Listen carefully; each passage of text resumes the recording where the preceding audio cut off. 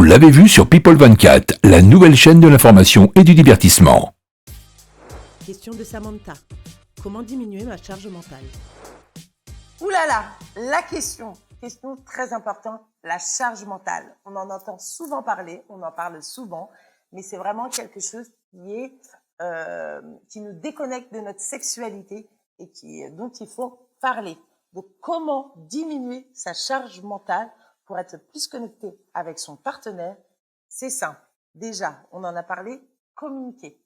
Communiquer sur ses besoins, communiquer sur l'attente qu'on a de l'autre, de son partenaire, communiquer sur les difficultés qu'on a à mettre des choses en place au quotidien.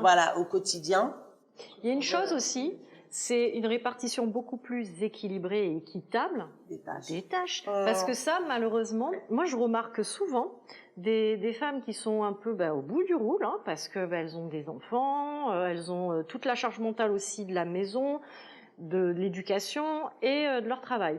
Et elles se disent que leur conjoint, leur mari, leur copain, finalement, leur reproche de plus être tellement disposée à vivre des moments d'intimité, à être plus présente dans la relation. Mais finalement, quand on voit les choses avec un angle différent, on se rend compte que ces hommes qui reprochent aux femmes n'en font pas véritablement à la maison pour aider à diminuer cette charge mentale. Et en réalité, ce qu'il faudrait, c'est qu'ils prennent un petit peu leur part. Parce que s'ils prenaient leur part, ils laisseraient cette place à leur compagne, épouse, femme, complètement, de pouvoir justement être un peu plus détente, plus épanouie et du coup plus disposée à vivre des moments sympas à deux d'intimité. Il y a une seconde chose aussi, c'est tout simplement dater.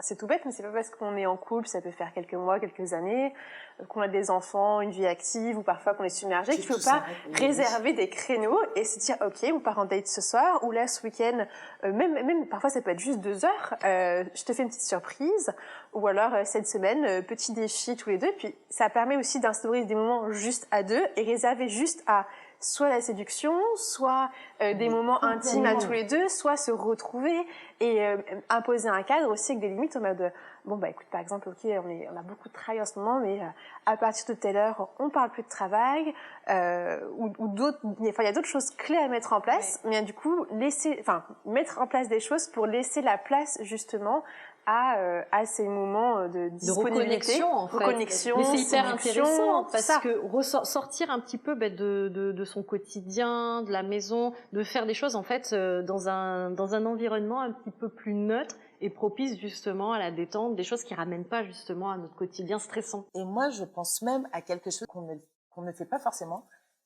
c'est de savoir quelles sont nos valeurs, parce que nos valeurs, nos priorités aussi, ne sont pas forcément les valeurs et les priorités de notre partenaire. Et parfois, c'est ça qui crée un déséquilibre entre son partenaire et nous-mêmes.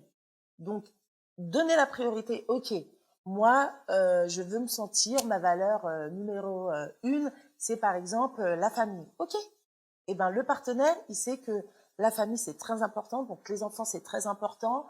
Que la gestion de la famille, c'est une priorité, donc c'est très important pour soi, et ben le partenaire, il l'entend. Mais du coup, il peut aussi composer, par exemple, on parle de faire un date en posant les choses, ok, donc exceptionnellement, on se fait un petit rendez-vous pour se reconnecter tous les deux, et on met les enfants de côté. Moi, ma valeur, elle est pas bafouée si par exemple c'est ça. Elle est pas bafouée parce que je me dis, ok, il a compris que c'était ma priorité, mais de temps en temps, pour notre couple, qui fait aussi partie de la famille, et pour le bien de notre famille, je le fais passer en avant, voilà. Du coup, dans ce moment-là, il faut que tu saches que ta famille, en ce moment, elle est en sécurité, qu'il a fait en sorte que... Bien sûr. Qu'il y ait quelqu'un pour s'occuper d'eux, etc. Parce que si c'est aussi à toi de gérer tout, le derrière, c'est... La logistique. Bien sûr, c'est compliqué. Non.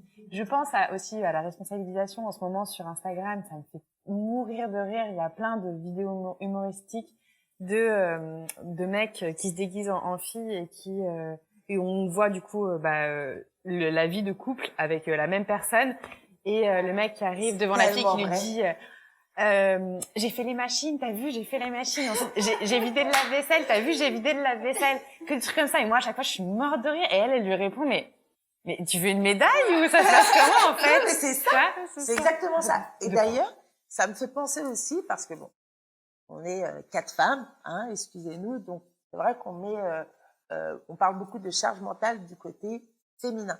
Mais j'ai eu l'inverse. Je connais, enfin, j'ai connu un homme, alors pas personnellement, mais qui me parlait justement que lui était chargé mentalement. C'est lui dans la maison qui devait tout gérer et que sa femme, elle se reposait et du coup, ça déclenchait aussi parce que effectivement, quand on a une charge mentale, ça peut entraîner des dysfonctions sexuelles. Et lui, ça lui crée des pertes d'érection, des pannes, une baisse de désir. Donc ça peut être dans les deux sens. On avoue que c'est un peu plus rare, hein, mais c'est vrai que ça peut être dans les deux sens. Le stress quotidien, finalement, impacter sa Complètement. libido, en fait. Complètement. Donc, pour finir, j'espère qu'on a bien répondu à ta question, mais effectivement, la charge mentale, c'est très important pour rester connecté à son partenaire. Sexuellement, et la sexualité, c'est large, hein, on parle pas que de sexe purement du sexe. Non, la sexualité, c'est très large, c'est tout l'environnement. Et pour rester connecté à son homme, et ben en fait, verbalise encore une fois ce dont tu as besoin, verbalise ce qui te freine pour être connecté, verbalise ce qui te gêne. Donc, à toi de jouer. N'hésitez pas vraiment à poser vos questions sur les réseaux. On met un lien sur la Psy 3.0, sur Gabi, sur Sexualité et Confidence. Vous pouvez retrouver le lien pour poser des questions anonymes. Donc allez-y, lâchez-vous et on y répond dans les prochaines émissions. À la prochaine émission dans Sexualité et Confidence. Merci à vous les filles. Merci à toi.